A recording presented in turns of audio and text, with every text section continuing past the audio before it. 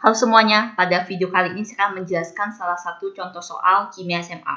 Jadi soal yang saya bahas ini mengenai cara kita mencari pH campuran dari asam dan basa. Ya, untuk soal kali ini itu saya akan mengambil contoh campuran dari asam lemah dan basa kuat. Ya, jadi campuran dari asam asetat sama natrium hidroksida.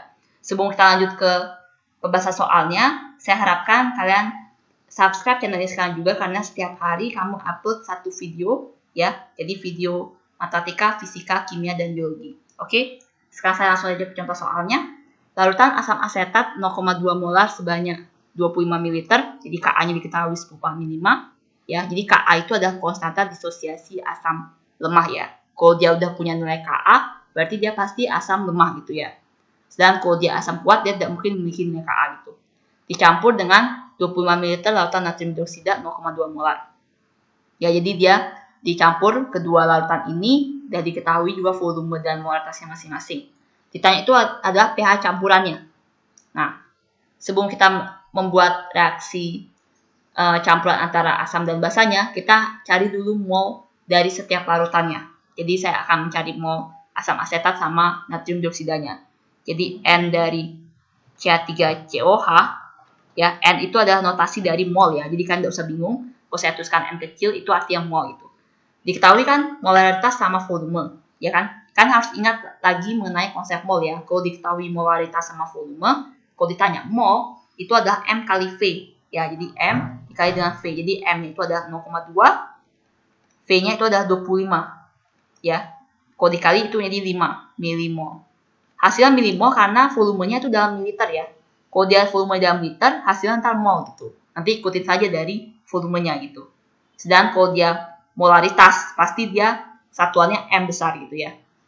Atau mol per liter gitu. Sedangkan untuk N dari natrium dioksidanya, N dari NaOH, itu adalah sama juga dia karena diketahui molaritas sama volume. Jadi M kali V. Jadi M-nya 0,2, V-nya sama ya kebetulan. Jadi dikali 25 juga. Itu adalah 5 milimol. Nah, karena kita sudah mencari mol masing-masing, mol dari asam lemah sama basa kuatnya, sekarang kita buat reaksinya untuk membentuk garamnya. Jadi reaksinya adalah CH3COH ditambah dengan NaOH. Itu garam dihasilkan itu adalah NaCH3CO ya, atau CH3CONa. Ditambah dengan H2O. Nah, sebelum kita lanjut ke reaksi pengerjaan selanjutnya, kita harus setarakan terlebih dahulu. Apakah sudah setara apa belum nih? CH3COO-nya sudah sama-sama ada sebanyak 1 ya. Di bagian kiri maupun bagian kanan. Na-nya ada sebanyak 1 juga. Ya. H-nya ada sebanyak H yang di sini. Ya. H-nya itu sudah sebanyak ada 2. Dan O-nya udah ada 1 di sini, H2O. Berarti reaksi ini sudah setara. Berarti perbandingan koefisiennya itu ada 1 banding 1 banding 1 banding 1 gitu ya. Artinya molnya semua sama. Nah, perbandingan molnya ya, molnya diketahui sini 5 milimol. NaOH itu juga 5 milimol.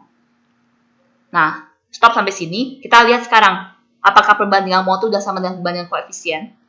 Di sini CH3COH sama NaOH itu dia sama-sama 1 banding 1. Berarti molnya sama. Sedangkan di perbandingan mol yang diketahui itu juga sama dia 5 banding 5, sama-sama molnya 5 milimol gitu. Kalau misalkan dia udah sama seperti ini, berarti tidak ada yang bersisa. Baik dari CH3COH sama NaOH gitu. Semuanya habis bereaksi menghasilkan CH3CONH sama H2O. Kalau misalkan semua sudah habis bereaksi, pasti garam yang dihasilkan itu mengalami hidrolisis gitu. Beda kasusnya kalau misalkan ada salah satu yang bersisa, misalnya CH3COH-nya itu bersisa gitu. Nanti garamnya bukan menggunakan rumus hidrolisis, tapi menggunakan rumus larutan penyangga. Seperti itu ya.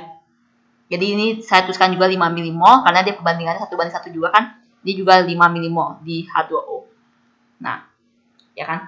Nah, sekarang kita fokus pada mol garamnya. Mol pada garamnya dihasilkan 5 milimol CH3CONa. Sekarang kita cari konsentrasinya. Jadi konsentrasi dari CH3COONa itu adalah molnya itu adalah 5 milimol dibagi dengan volume. Nah, kan ini sudah dicampur antara CH3COH sama NaOH kan. Dia pertamanya volumenya 25 ml sama dicampur 25 ml. Berarti volume totalnya 50 ml. Ya, kalau dibagi 0,1 molar. Oke? Nah, kalau sudah dapatkan konsentrasi dari CH3CONA-nya, sekarang kita bisa mencari pH larutannya. Ya, ini kan kebetulan CH3CONA berasal dari basa kuat kan. Basa kuat yang kuat itu yang menentukan sifat. Ya, berarti CH3CONA ini dia bersifat basa. Berarti saya akan menuliskan OH-nya. Jadi kita mencari konsentrasi OH-nya, itu adalah akar KW per Ka kali konsentrasi garamnya. Ya, jadi sama dengan akar dari 10 pangkat min 14. KW itu adalah konsentrasi ionisasi air itu selalu 10 pangkat min 14 ya. Ka-nya diketahui 10 pangkat min 5. G-nya konsentrasi garam itu adalah konsentrasi CH3CONA-nya itu 0,1.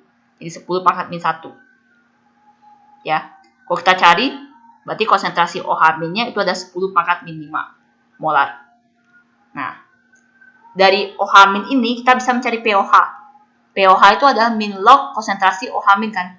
Karena ini 10 pangkat min 5, berarti min log 10 pangkat min 5 itu 5. Sedangkan pH-nya itu adalah 14 dikurangi dengan pOH. 14 dikurangi 5. Berarti pH dari larutan CH3CONA itu adalah 9. Jawaban untuk soal ini adalah yang E.